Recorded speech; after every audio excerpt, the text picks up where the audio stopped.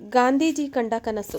ಗಾಂಧೀಜಿಯವರು ಮದ್ಯಪಾನ ರಹಿತದ ಭಾರತದ ಕನಸು ಕಂಡಿದ್ದರು. ಗಾಂಧೀಜಿ ಕಂಡ ಕನಸಿನ ಭಾರತ ಇಂದು ಸ್ವೇಚ್ಛಾಚಾರದ ಗೂಡಾಗಲು ಹೊರಟಿದೆ.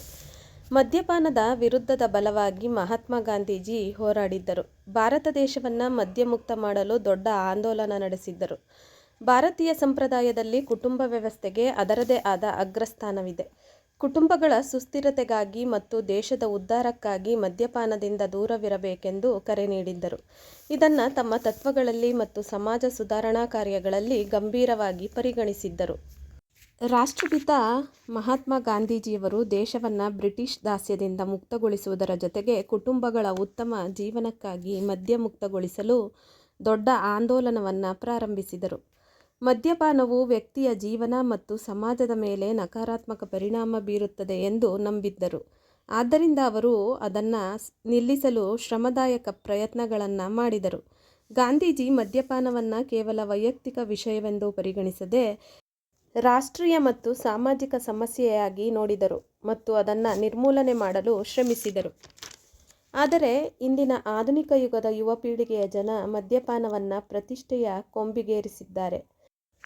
ಮದ್ಯಪಾನ ಮಾಡುವುದೇ ಹೆಮ್ಮೆ ಎಂಬ ಅಮಲಿನಲ್ಲಿದ್ದಾರೆ. ಹೆಣ್ಣು ಸಂಸಾರದ ಕಣ್ಣು ಎಂಬ ನಾಣ್ಣುಡಿಗೆ ವಿರೋಧವಾದ ದಿಕ್ಕಿನಲ್ಲಿ ಇಂದಿನ ಯುವ ಪೀಳಿಗೆಯ ಪಯಣ ಸಾಗಿದೆ.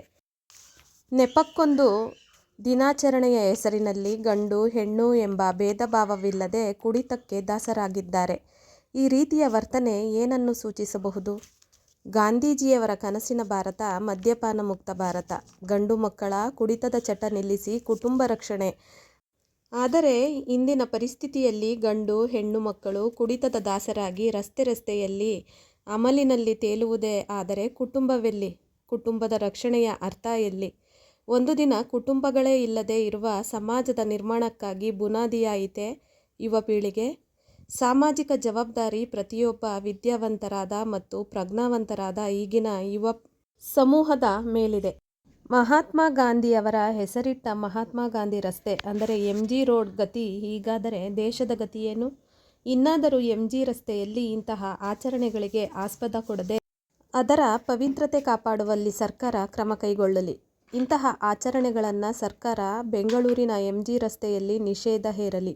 ಆ ಮೂಲಕ ಗಾಂಧೀಜಿಯ ಕನಸಿನ ಮದ್ಯಮುಕ್ತ ಭಾರತಕ್ಕೆ ಪ್ರಥಮ ಹೆಜ್ಜೆ ಇಡುವ ಪ್ರಯತ್ನಕ್ಕೆ ನಾಂದಿಯಾಗಲಿ.